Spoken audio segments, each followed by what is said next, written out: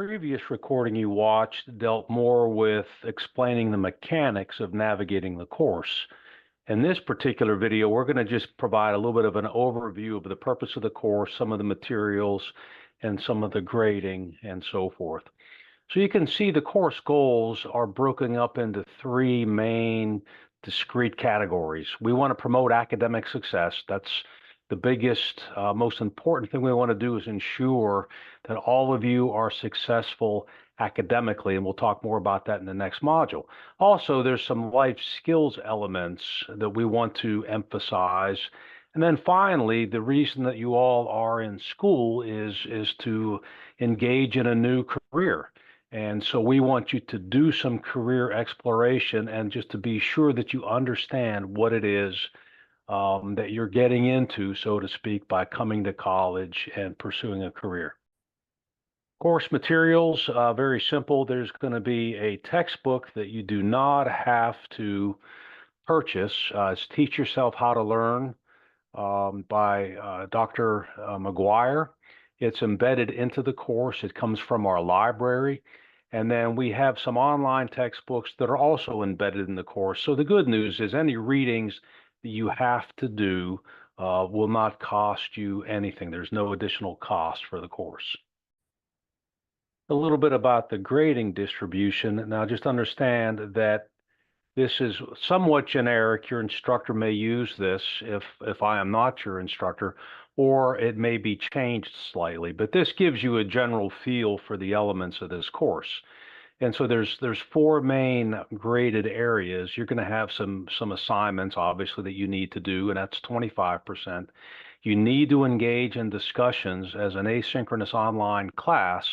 You need to be involved in the discussion boards that we talked about in the previous video, and we'll talk more about that moving forward.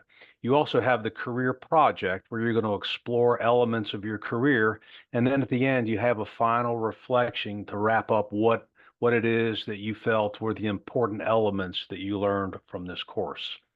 The grading, A through F, fairly standard 10-point scale. The percentages in terms of the weights, again, may change depending on your instructor. This just expands a little bit on what we were just talking about in terms of some of the elements. You will have these reflective assignments, and it'll be graded, and there will be a rubric and a template to follow. But these reflective assignments, after you've read the materials, watched some videos, you will then reflect on what it is that you've just been taught, and you'll answer some questions. It can be written, it could be just a video recording of your voice as discussed in the previous video. You will be involved in some discussions with your classmates and, of course, the career project and final reflection. Just keep in mind that it's important that all coursework is due by basically midnight on the due date, okay? We got to grade this stuff. We got to keep the class moving. You got plenty of time to allocate to complete these tasks. So be sure you get your work in on time to receive credit. And you can see here a little further breakdown of the number of types of assignments. You'll have one final reflection. There'll be 12 module assignments you'll complete. There's 13 modules, so they involve discussions and content that you'll have to take a look at and respond to. And then you have the one semester-long career project. Attendance is based on coursework completed for the week. So you'll get a P for present if you submit all of your coursework by the due date. You'll get a T, which for us represents tardy, if you submit only a portion of the coursework. And you'll get A if you do not submit the coursework and you are absent. Just understand that we do take attendance, and if you are not participating in the course, I will certainly reach out to you, or your instructor will reach out to you. But at some point, if it's clear you're not involved in the course, the instructor will have the option to withdraw you from the course. So your active participation is critical to remain in the course. Some do's and don'ts. I'm not going to read all of these. but you can certainly take a look at it. And it's fairly common sense. We're training you to be professionals, and so the do's primarily involve being professional. You need to actively participate. You need to reply to classmates for these discussions. Your grammar, capitalization, and spelling is a reflection of you. So make sure that you use good, proper English. Uh, please be courteous.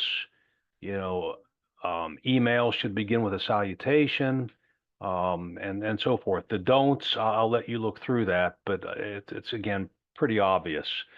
Just be respectful, no profanity, and don't just take the easy path of saying, "Oh, I agree" or "I disagree." Um, we want you to think, we want you to reflect, we want you to respond. So just take a look at those for a second.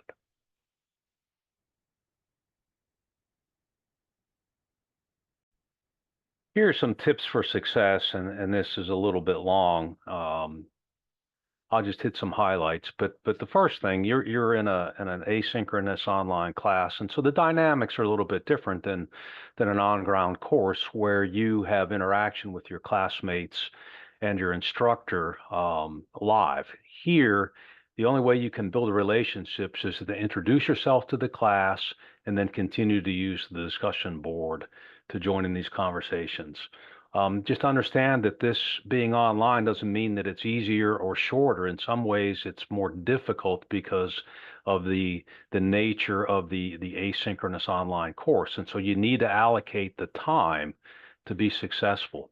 So don't try to jam it all in at the end of the week when it's due. Try to handle this in short bursts over the course of the assignment due period. Um, Make sure that you read the syllabus, all the documents. You need to understand what it is you're supposed to do. You're a professional, so ensure that you read everything in this getting started module to understand what you need to do to be successful. If you don't understand something, ask questions. Okay, you can post them to the discussion boards and your fellow students can respond, or you can email me. I will certainly be happy to respond. Make sure that you have the resources that you need, a computer, access, and make sure that you have the time to be involved in the course. Save your work, preferably to a cloud drive, so that if something happens to your computer, you don't lose all your work.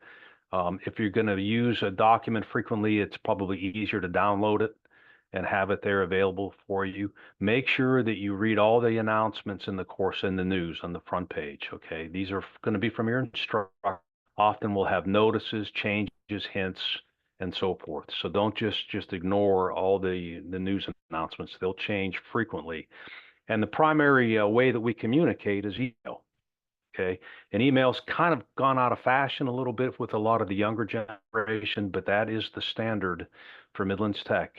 I will communicate with you via email. There cannot be an excuse of, well, I didn't read it. You need to read your email, check it every day. Okay. This is a fun course.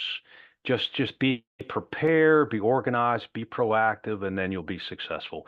We want everybody to be successful, not just in this course, but in college. And we'll talk more about that in the next module. So I wish you success and good luck in the course.